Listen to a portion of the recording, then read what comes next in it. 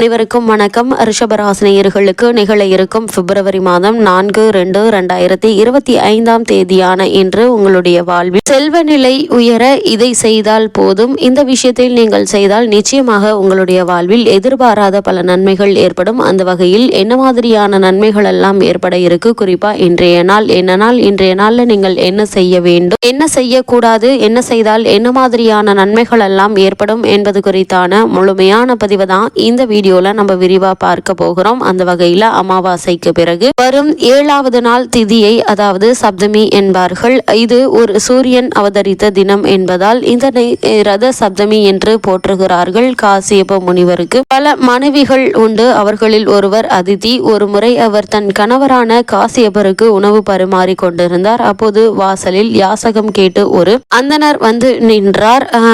அப்போது அதிதி நிறைமாத கர்ப்பிணியாக இருந்ததால் மெதுவாக நடந்து சென்று அந்தனருக்கான உணவை எடுத்து கொண்டு வந்தார். அப்போது யாசகம் கேட்டு வந்த அந்தனர், உணவு எடுத்து வர இவ்வளவு தாமதமா? நீ என்னை உதாசீனப்படுத்தி விட்டாய். எனவே உன் வயிற்றில் வளரும் குழந்தை இறப்பான் என்று சாபம் கொடுத்து விட்டு சென்றார். பயந்து போன அதிதி இது பற்றி தனது கணவரிடம் தெரிவித்தார். காசியப்பரோ, நீ வருத்த வேண்டாம், தேவர் உலகத்தில் இருந்து அழிவில்லாத ஒரு மகன் நமக்கு கிடைப்பான் என்று கூறினார். அதன்படி பிரகாசமான ஒளியுடன் சூரியன் அதிதிக்கு மகனாக பிறந்தார். அவர் பிறந்த தினமே ரத சப்தமி ஆகும். அன்றைய தினம் சூரியனை நாம் வழிபாடு செய்தால் எண்ணற்ற பலன்கள் கிடைக்கும். அன்றைய தினம் செய்யும் தர்மங்களுக்கு அதிக புண்ணியம் வந்து சேரும். அதேபோல் இந்த நாளில் தொடங்கும் தொழில் சிறப்பான வளர்ச்சியை பெறும். கணவனை இழந்த பெண்கள் இந்த வழிபாட்டை மேற்கொண்டால் அடுத்த பிறவியில் இந்த நிலை வராது என்கின்றது புராணங்கள். தியானம் யோகாவை தொடங்க ரத சப்தமி சிறந்த தினமாக பார்க்கப்படுகிறது. ரத சப்தமி அன்று சூரியனுக்கு சிவப்பு நிற ஆடைகள் அணிவித்து சிவப்பு நிற